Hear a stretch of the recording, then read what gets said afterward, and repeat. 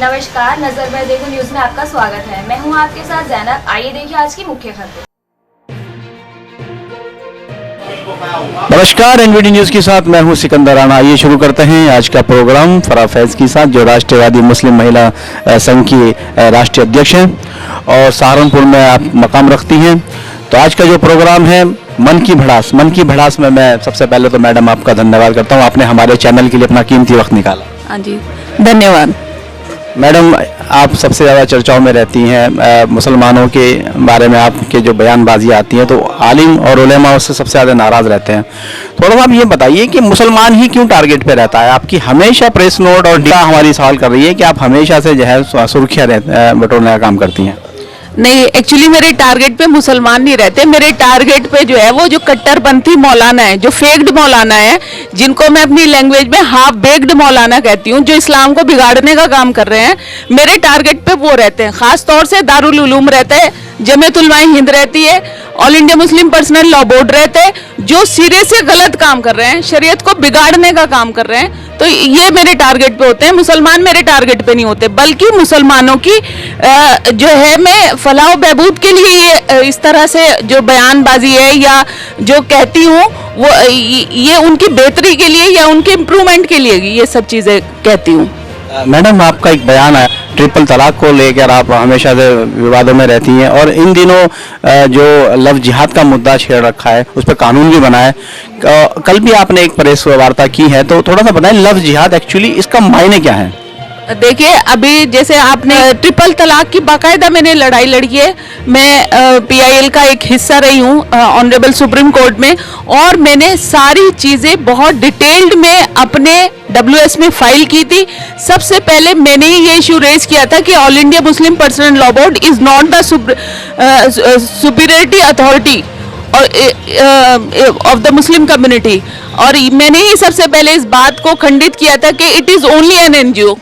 ये सिर्फ NGO है, NGO की तरह से काम करे।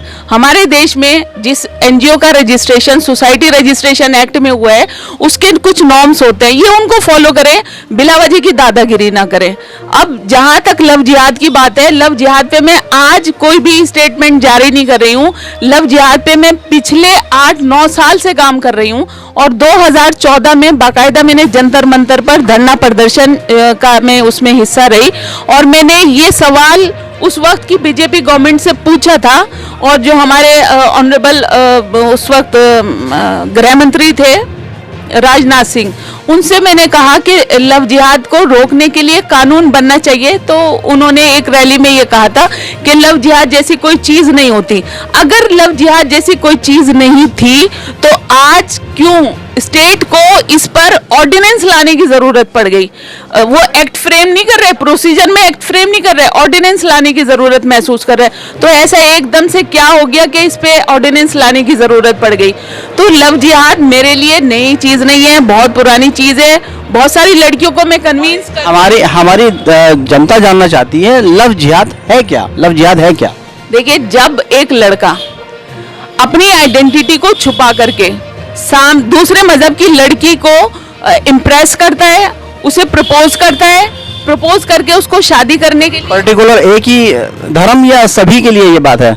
नहीं, मैं पर्टिकुलरली मुसलमान लड़के की बात कर रही हूँ। जब मुस्लिम लड़का लव जिहाद में, ये जिहाद वर्ड इसीलिए लोगों ने जोड़ा है क्योंकि इसमें ज्यादातर तादाद जो है वो मुस्लिम लड़कों की सामने आ रहे हैं। हिंदू लड़कों को कभी भी आपने कोई भी एक केस ऐसा फाइंड आउट नहीं किया कि जिसमें हिंदू लड़का जो है वो अपनी आइडेंटिटी को छुपा करके मुस्लिम लड़की से शादी करता है।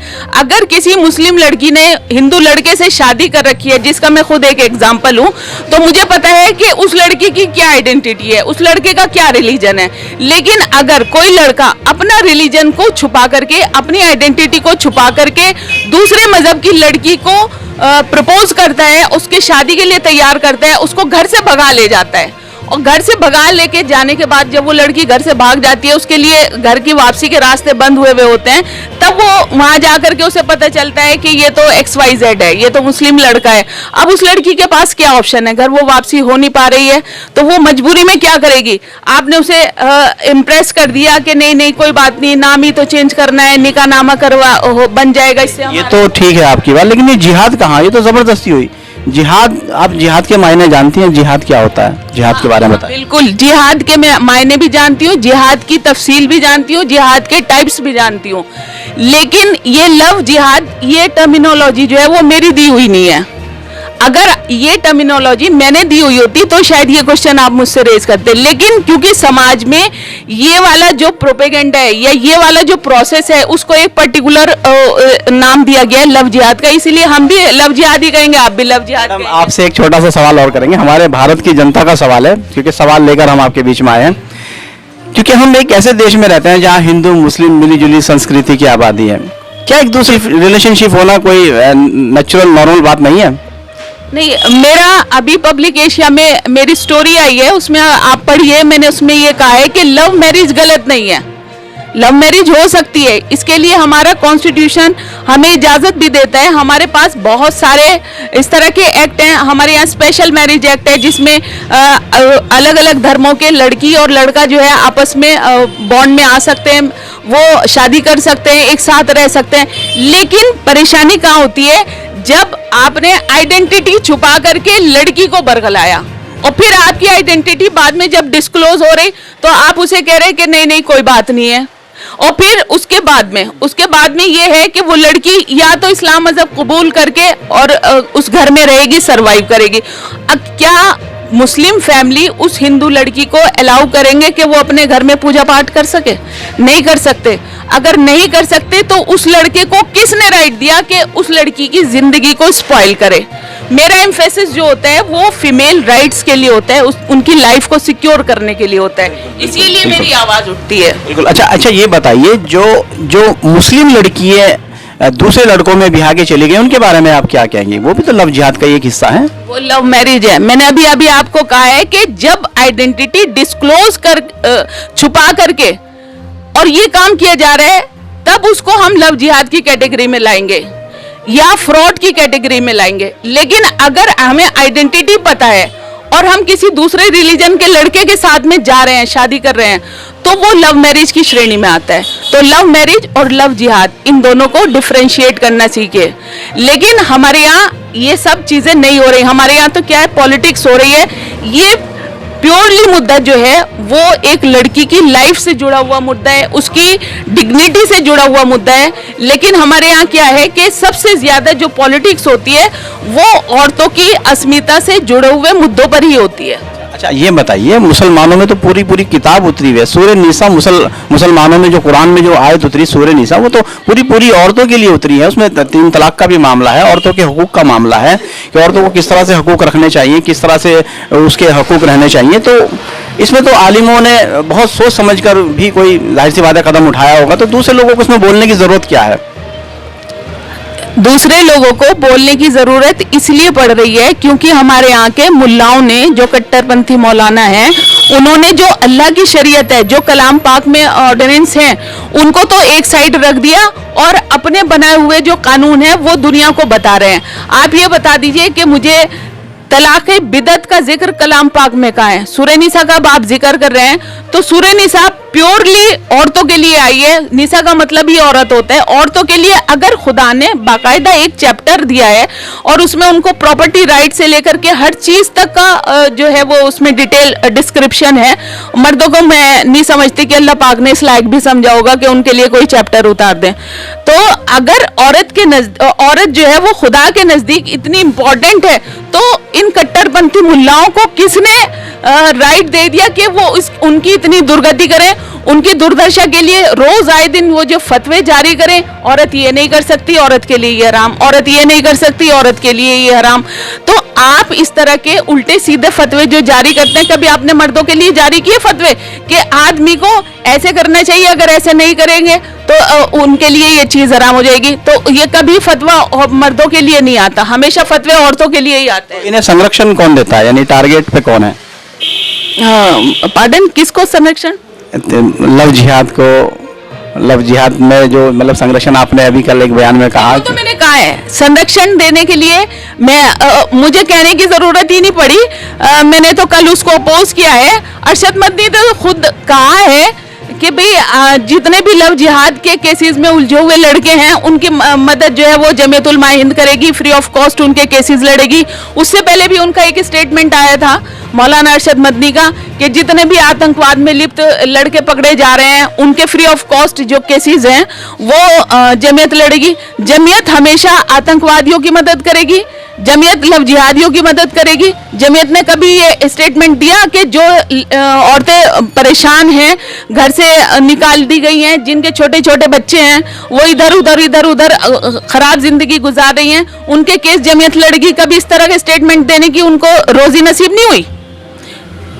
अच्छा मैडम, ये बताइए आप कि आप फरा फैज हैं, मुस्लिम समाज से हैं, मुसलमानों का कितना दर्द है आपके दिल में, थोड़ा सा ये भी कैमरे पे बताएं। मुसलमानों का दर्द है इसलिए ये सब कह रही हूँ।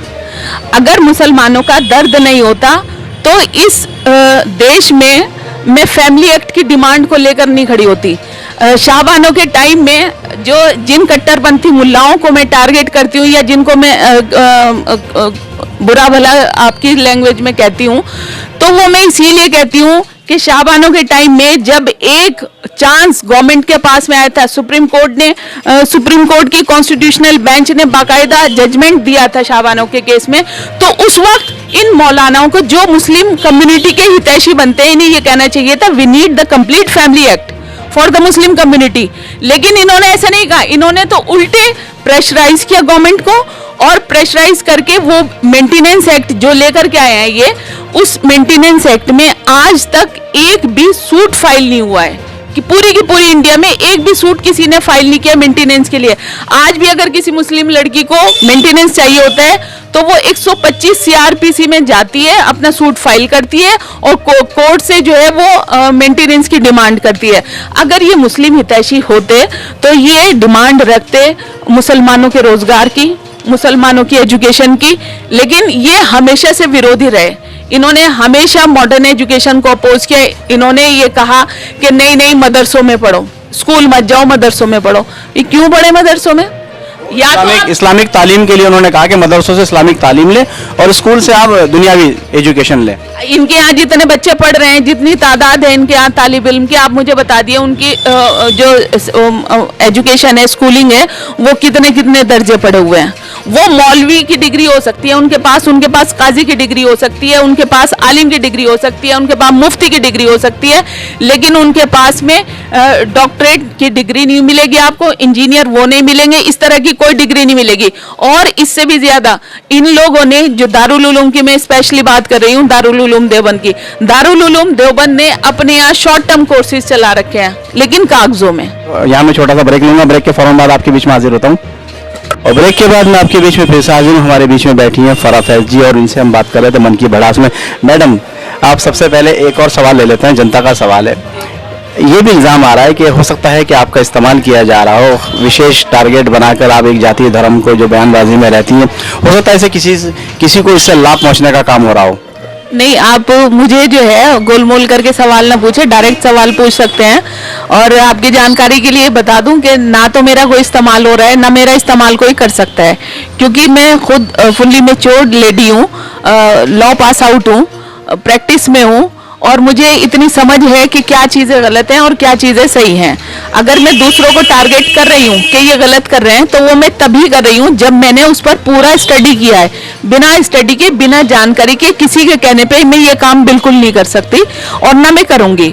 ये मैं काम सिर्फ इसलिए कर रही हूँ कि जो मुस्लिम समुदाय है उसकी ओरिजिनल नीड क्या है, और ये चीज़ की समझ मुझे तब पैदा हुई जब मैंने जो एनजीओ में काम किया, फील्ड में काम किया, लोगों की प्रॉब्लम सुनी, और दूसरा जब मैं कोर्ट में बैठना शुरू हुई और वहाँ मैंने हालात देखे कि जो औरतें आती हैं अपने, ज़्यादातर मैट्रिमोनियल केसेस उनके होते हैं इस कोर्ट में भी, और वो परेशान होती हैं छोटी छोटी चीज़ों से। घर से मार पीट के निकाल दिया, आदमी ने दूसरी शादी कर ली, वो घर पे ही बैठी है, उसका कोई खर्चा नहीं है, बच्चों का कोई देखभाल करने वाला नहीं है। आप ये बता दीजिए कि जब कलाम पाक ने, अभी आप बता रहे थे सूरह निसा का जिक्र आपने किया था, जब कलाम पाक ने में जो है वो बाकायदा औरतों के राइट्स को डिस्क्राइब किया हुआ है। अल्लाह पाक ने जो है ये हर चीज़ कोई भी पोशीदा रखी नहीं है, यहाँ तक कि जो आप जिस 3 तलाक को खत्म करने के लिए, यानी तलाक बिदअत को खत्म करने के लिए इतनी लंबी लड़ाई लड़नी पड़ी, और जिस दृढ़ता से all India Muslim personal law board और जमीयत वगैरह ने जो है सुप्रीम कोर्ट तक में जो है वो अपोज किया इस चीज को, तो क्या ये कलाम पाक का हिस्सा थी? क्या ये इस्लाम का हिस्सा है? तो हमारे यहाँ 2 चीजें मना है, शिर्क और बिदअत। आप जो है तलाक बिदअत ही लोगों को मनवा रहे हो, तो आप ये गलत काम कर रहे हो ना। जब बिदअत मना है इस्लाम में सिरे से, तो आप तलाक बिदअत का नाम दे करके मुस्लिम औरतों को उसको मुस्लिम फैमिलीज पर इम्पोज करवा रहे हो, तो क्या ये गलत काम नहीं है? तो इस गलती को सुधारने की वजह से ही मैं ये काम कर रही हूँ, ना कि किसी के कहने और सिखाने में आकर। मैं आपसे सिर्फ ये पूछना चाहता हूँ, हमारे जनता का सवाल है कि मुसलमानों में फ़िरके बहुत हैं। हो सकता है कोई ऐसा फ़िरका हो जो तलाक़ बिदअत को बढ़ावा दे रहा हो, क्योंकि देवबंदी, बरेलवी, हनफी, वहाबी, आप सभी जानते हैं कि आप मुस्लिम समाज से हैं, यानी 72, 73, 74 फ़िरके हैं। अब क्या पता कौन सा फ़िरका है जो मुसलमानों को बरगलाने का काम कर रहा है, और टारगेट पे देवबंदी, क्योंकि दारुल उलूम देवबंद है, और धर्म के जो सही काम करने वाले हैं वो आपके टारगेट पे रहते हैं। तो थोड़ा सा ये भी क्लियर करते चलें। नहीं, अपना क्वेश्चन सही कीजिए। धर्म का सही काम नहीं वो करे, अगर वो सही काम करते तो शायद मेरे टारगेट पे ना होते। मैं भी ये बचपन में यही सोचती थी और मानती थी कि जो पर्सनल लॉ बोर्ड ने कह दिया वही हमारा। फिरके तो बहुत सारे हैं, वो तो नहीं, मैं वही आ रही हूँ। मतलब पर्सनल लॉ बोर्ड या दारुल उलूम, ये मैं इनकी बड़ी इज्जत करती थी, बहुत रिस्पेक्ट करती थी बचपन में, और मुझे यही था कि जो उन्होंने कह दिया वही हम लोगों के लिए फाइनल है। लेकिन जैसे जैसे मैं बड़ी हुई, जैसे जैसे मैंने स्टडीज की और मैंने पढ़ा, और मुझे ये समझ में आया कि भी जिस चीज को कलाम पाक मना कर रहा है उस चीज को माने या उस चीज को फॉलो करें। अगर हम ऐसा करेंगे तो क्या हम मुसलमान रह गए? तो सबसे बड़ी चीज उसमें फिरके में बांटने को, कौम को फिरकों में बांटने के लिए ही मनाई है, और इसके लिए जो है मतलब वो कंप्लीट मनाई है। लेकिन दारुल उलूम ने क्या किया? आप ये बता दीजिए, देवबंदी क्या है? फिरका है, कहाँ से आया? हनफी, हनबली, शाफई, मलिकी, अहमदीज, वहाबी और ये आपका बरेलवी, ये फिरके कहाँ से आए? ये आपने और मैंने ही बना दिए। आपको कलाम पाक में या इस्लाम के बेस में या उसके ओरिजिन में फिरके नहीं मिलेंगे। इवन शिया और सुन्नी भी का भी फिरका नहीं था। सिर्फ एक ही कौम है, वो है मुसलमान। हम मुसलमान हैं, बस ये हमारी आइडेंटिटी है।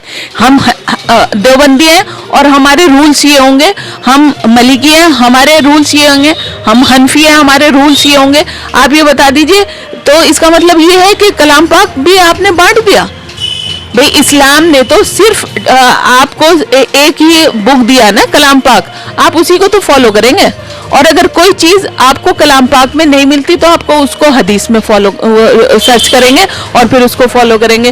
तो जो चीज कलाम पाक में मना कर दी गई, फिरके में बांटने को मनाही की गई है, तो आपने एक इतना बड़ा मत कैसे खड़ा कर दिया देवबंदी का? एक छोटा सा कस्बा और उसमें आपने एक मत चला दिया देवबंदी का। कुछ देवबंदी जो अहमद रजा खान साहब थे, वो थोड़ा सा डिसएग्री हुए आपकी कुछ चीजों से, उन्होंने एक नया फिरका चला दिया, बरेलवी। तो मैं ये जानना चाहता हूँ कि आप पैरोकार किसके, मतलब किसकी, मतलब आप उस पर चलेंगे नक्शबंदी पे? क्योंकि देवबंदी का फतवा कभी कभी आप मानते नहीं, हमेशा से देवबंदी को अगेंस्ट रहती मानती। और मेरे ख्याल से बरेलियों की तो हिमायत करती होंगी। कभी नहीं करती ना मैं बरेली। तो वो फिरका कौन सा है? मैं सिर्फ और सिर्फ अपने कलाम पाक को मानती हूँ। मुझे कोई दिक्कत आती है तो मैं अपने हदीस में ढूंढती हूँ, मुझे कोई दिक्कत आती है तो मैं कलाम पाक में ढूंढती हूँ।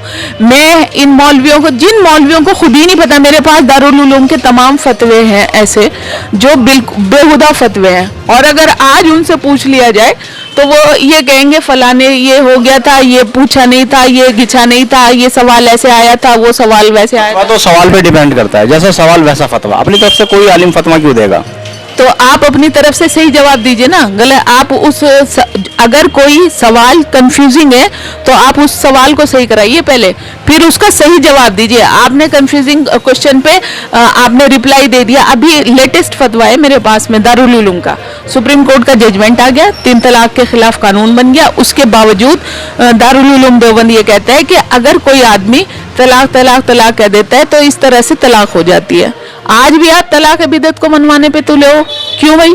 जब ये डिसाइड हो गया कि तलाक बिदत का कोई वजूद कलाम पाक में नहीं है और ये एग्जिस्ट ही नहीं करती, ये सिर्फ आपकी इनोवेशन है और आपने नाम भी इसको तलाक बिदत दे रखा है, बिदत हमारे यहाँ मना है, तो आप फिर कैसे कह सकते हो कि हम जो है उलेमा है और हम आलिम है और हम दीन के हिसाब से काम कर रहे हैं?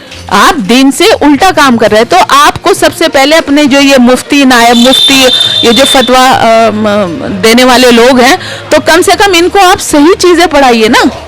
आप काजी की डिग्री दे रहे हो, आप ये बता दीजिए क्या काजी आज की डेट में हमारे यहाँ वजूद में है? हमारे यहाँ जो है वो किसी कोर्ट्स में काजी का अपॉइंटमेंट होता है? नहीं होता। तो फिर आप क्यों उस लड़के की जिंदगी के कई साल बर्बाद कर रहे हो काजी का कोर्स कराने में? जिसकी तो मैडम शरई अदालत की तो हमारे यहाँ अनुमति थी। किसने दी? हिंदुस्तान में शरई अदालत को मान्यता थी। किसने दिया? भारतीय संविधान में। भारतीय संविधान में आप मुझे आर्टिकल बता दीजिए जिसमें शरिया अदालत को जो है वो अनुमति दी गई हो। पूरा कॉन्स्टिट्यूशन पढ़ जाइए, अगर शरिया अदालत को कहीं पर भी ऑथेंटिक माना गया हो। इवन 2014 में जो जजमेंट आया था विश्वलोचन मदान का, उसमें ये कहा गया है बाकायदा शरिया अदालतों पर को मना किया गया है और ये कहा, और उस वक्त क्योंकि कांग्रेस की गवर्नमेंट थी और कांग्रेस गवर्नमेंट जो थी वो इनके दबाव में थी और वो ही सब काम करती थी जो all India Muslim personal law board कहता था। तो उन गवर्नमेंट के एफिडेविट जमा होने की वजह से कोर्ट जो है क्योंकि सबूतों पे चलती है, जो मटेरियल उसके सामने है उस पर चलती है, तो क्योंकि कोर्ट में इन लोगों ने झूठ बोला, झूठे एफिडेविट फाइल किए, गवर्नमेंट ने भी और इन लोगों ने कहा कि हम मीडिएशन सेंटर चला रहे। इन्होंने ये नहीं कहा कि हम अदालतें चला रहे, इन्होंने कहा हम मीडिएशन सेंटर चला रहे। तो कोर्ट ने मीडिएशन सेंटर की अनुमति दी है और कॉन्स्टिट्यूशन में तो कहीं पर भी जिक्र नहीं है। हमारे यहाँ पैरेलल जुडिशरी का कोई निजाम नहीं है। ये क्या करते हैं, लोगों को कंफ्यूज्ड कर देते हैं कि ये जो है हमारी शरई अदालत है, यहाँ के फैसले ऑथेंटिक हैं, सुप्रीम कोर्ट ने भी हमें ऑथेंटिकेट कर दिया, जैसे आप भी कंफ्यूज्ड हो। जबकि असल बात ये है, ना तो हम कॉन्स्टिट्यूशन में पैरेलल जुडिशरी का कोई निज़ाम है और ना ही जो है वो इस तरह का सुप्रीम कोर्ट ने कोई ऐसा जजमेंट पास किया है जिसकी आड़ में ये सब करते हैं। लेकिन फिर भी ये करते हैं, जितना भी एक्ट है उसको ड्राफ्ट करने का जो राइट है वो सिर्फ पार्लियामेंट को है, लेकिन इन्होंने अपना फैमिली एक्ट ड्राफ्ट किया है और बाकायदा सेक्शन वाइज ड्राफ्ट हुआ है और उसमें सारे मसले डिसाइड करने के राइट्स जो हैं वो काजी को दे रखे हैं। आप काजी एक्ट पढ़ लीजिए, 1880 का काजी एक्ट उठा के पढ़िए, उसमें जितनी भी जुडिशियरी पावर है काजी की वो खत्म कर दी गई है। तो जब काजी के पास जुडिशियरी पावर है ही नहीं तो आप कैसे काजी का डिग्री दे रहे हो? क्यों काजी बना करके, काजी की डिग्री देके लड़कों की इतनी तमाम लाइफ को स्पॉइल कर रहे हो, उनकी जिंदगी के कई साल जो है बर्बाद कर रहे हो? क्यों उनको ये नहीं कहते कि भाई ये काजी का कोर्स करने से कोई फायदा नहीं है क्योंकि हमारे यहाँ काजियों का कोई भी वजूद नहीं है? तो ये गलत काम करते हैं, इसलिए मैं इनके खिलाफ हूँ। तो ये थी फराह फैज जी जो अपने विचार रख रही थी एनबीडी न्यूज़ पर, और मन की भड़ास में आज मैं आपको बता ही चुका हूँ। फराह फैज जी हमें